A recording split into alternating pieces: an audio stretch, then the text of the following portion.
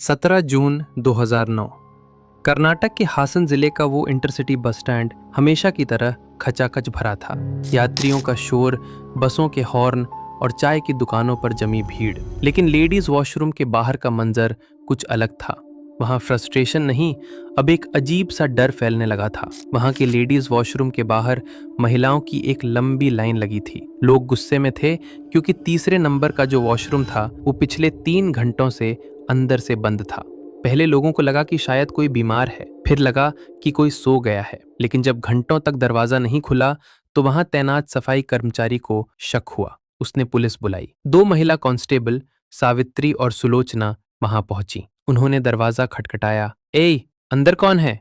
बाहर आओ। अंदर से सन्नाटा था। पुलिस ने एक जोरदार धक्का दिया, दरवाजा टूटा और जो मंजर सामने था उसने उन लेडी कांस्टेबल्स की चीख निकाल दी। फर्श पर एक जवान लड़की पड़ी थी। उसने रेशम की लाल साड़ी पहनी थी, हाथों में नई चूड़ियां थीं और मांग में सिंदूर जैसा कुछ नजर आ रहा था। उसके मुंह से सफेद चल रहा था। वो शादी के जोड़े में थी। पास ही उसका पर्स पड़ा था, लेकिन उसमें ना 1 रुपया था और ना कोई पहचान पत्र। डॉक्टर्स ने शुरुआती जांच में कहा शायद ये, लेकिन पुलिस के मन में एक सवाल था। अगर किसी को जान देनी है तो वो अपने घर से 100 किलोमीटर दूर शादी का जोड़ा पहनकर एक गंदे पब्लिक वॉशरूम में ही क्यों आएगी? अनीता मूल्या, उम्र 22 साल, कर्नाटक के बंटवाल तालुका के बारीमार गांव की रहने वाली थी। 15 जून को वो अपने घर से लापता हुई थी। अनीता एक गरीब परिवार से थी और वो बीड़ी बनाने का काम करती थी। उसकी शादी नहीं हो पा रही थी क्योंकि परिवार के पास दहेज देने के पैसे नहीं थे। जब अनीता गायब हुई तो उसी दिन गाँव का एक लड़का अली भी लापता था। इसलिए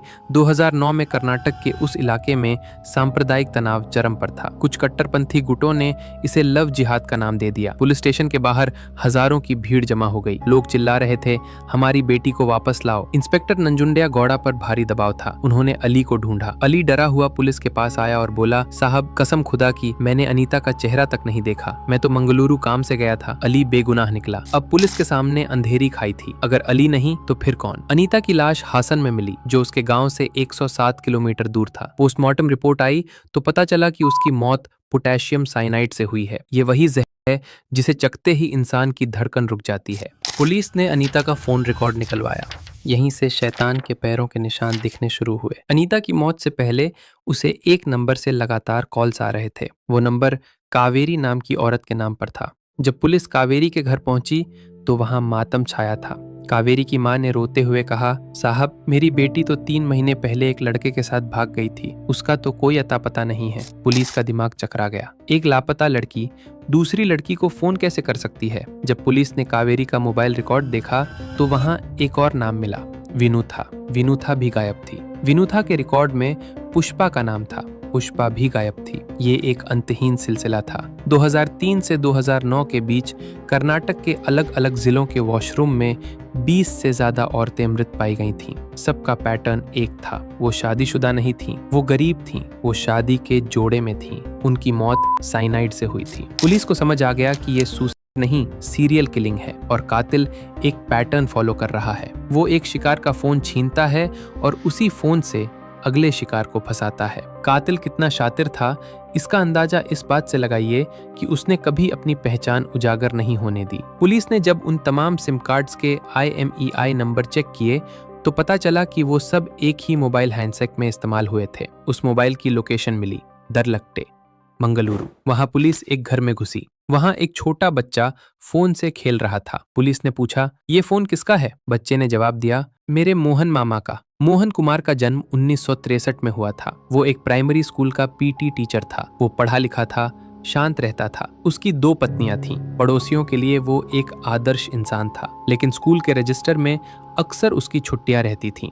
वो छुट्टियां शिकार पर जाने के लिए होती थीं। मोहन कुमार औरतों की कमजोरी जानता था। वो बस स्टैंड्स या सार्वजनिक जगहों पर ऐसी औरतों को ढूंढता जो उदास दिखती थीं या जिनकी उम्र शादी की निकल रही थी। वो खुद को शशांक या आनंद बताकर बात शुरू करता। कहता, मैं सरकारी नौकरी में हूँ, मुझे दहेज नहीं चाहिए, मुझे बस एक सीधी सादी लड़की चाहिए। गरीब लड़कियां उसे भगवान का फरिश्ता मान लेती थीं। स्टेप 2, वो उन्हें यकीन दिलाता कि तुम्हारे घर वाले हमारी शादी नहीं होने देंगे, इसलिए हमें भागना होगा। वो लड़कियों से कहता कि घर के सारे गहने और नकदी ले आना ताकि हम शहर में नया घर ले सकें। वो आखिरी रात वो लड़की को किसी दूर शहर के लॉज में ले जाता। वहां वो उनके साथ शारीरिक संबंध बनाता। वो जानबूझकर प्रोटेक्शन इस्तेमाल नहीं करता था। अगली सुबह वो कहता, चलो मंदिर चलकर शादी करते हैं। बस स्टैंड पहुंचकर वो अपना मास्टर स्ट्रोक खेलता। वो एक काली गोली निकालता और कहता, ये गर्भ निरोधक गोली है, कल रात शायद तुम प्रेग्नेंट हो गई हो, अगर शादी से पहले पता चला तो बदनामी होगी, इसे खा लो। लेकिन इसे खाने से उल्टी आती है,